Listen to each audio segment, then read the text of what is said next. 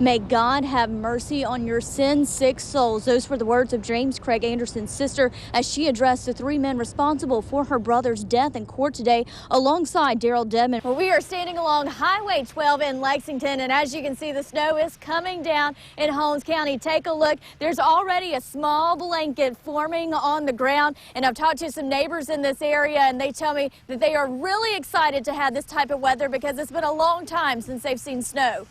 Also, going once, going twice, sold to you maybe? Today, the city of Jackson sold unclaimed and abandoned property through an auction at the police department. Well, it's been 10 months and there's still no sign of little Myra Lewis. The 3-year-old was last seen on March 1st. A major decision for new college grads is where to move when they leave campus, especially if they're looking to land a job. Karen Kafa looks at pros and cons and cost of moving out or moving back in with the parents in this morning's Consumer Watch. Well, the Vicksburg native made famous by his game-changing interception came home today. Our crews were there for Malcolm Butler's homecoming parade, which we are told is the largest parade the city has ever seen. WJTV's Lauren Fluker has more. Welcome back. The time now is 6:53. The minimum wage is hitting a new high in one state, and one college is making a money-back guarantee. Well, sort of. Wendy Gillette has your Money Watch report. A potential disaster averted in Raymond when a neighbor puts out a house fire while an elderly woman was inside. Thousands of Ole Miss students are rallying behind their chancellor, Dr. Dan Jones, hoping that the IHL board will renew his contract. We stand with Dan. We stand with Dan. He has thousands of student supporters and even his own Twitter hashtag. Ole Miss students are fighting for their chancellor's job. Dan Jones's contract is set to run out in September. I stand with Dan because I think that he's done a tremendous amount of good for our university. He's created an environment on campus that students want to be here. It's being called one of the largest student-led events in Ole Miss's history. Students pressing the IHL board to reverse their vote and reinstate the chancellor for another 4 years.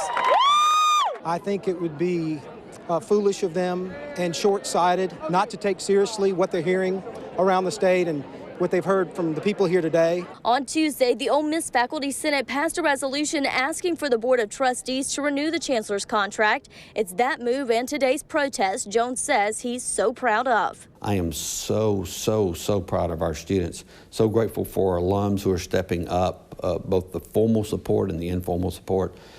This is a remarkable university. I love this place, and I love the Ole Miss family. Many students here at Ole Miss. And while the news that the chancellor's contract won't be renewed isn't sitting well with students, it's causing an uproar with alumni threatening to pull millions of dollars from the university. And whether I'm here or not, I'm going to be encouraging you to support Ole Miss financially. We won't let this decision stand.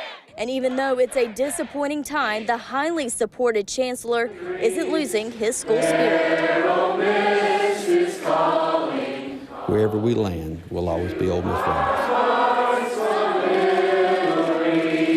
When I asked Dr. Jones if he had talked to any of the board members about renewing his contract, he said he could not comment. But we will continue to update you on this story as information becomes available. In Oxford, Malary Pullen, WJTV News, Channel 12. Well, Melanie and Byron, it's been a big day of prayers and protests here at the Capitol as the legislative session kicked off, and protesters wasted no time in getting their point across to lawmakers.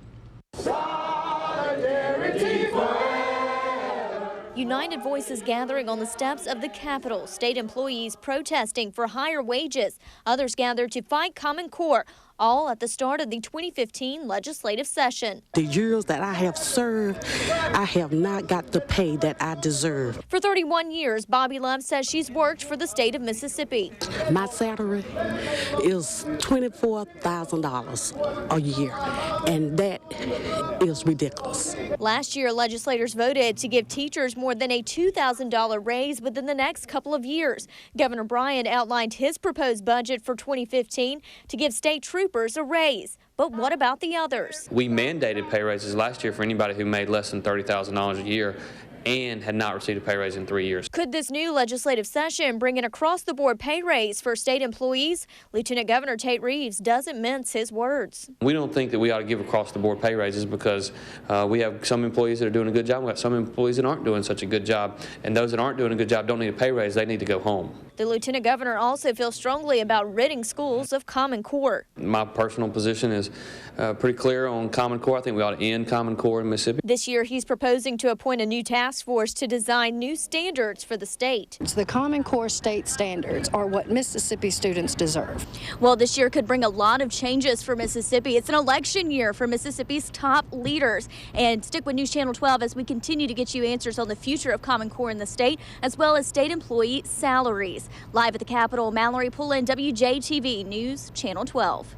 It's only March and we've had all the winter weather elements. We've had snow, ice, sleet, and here comes the rain. And it's stuff like this that's making it hard for farmers to get out in the fields.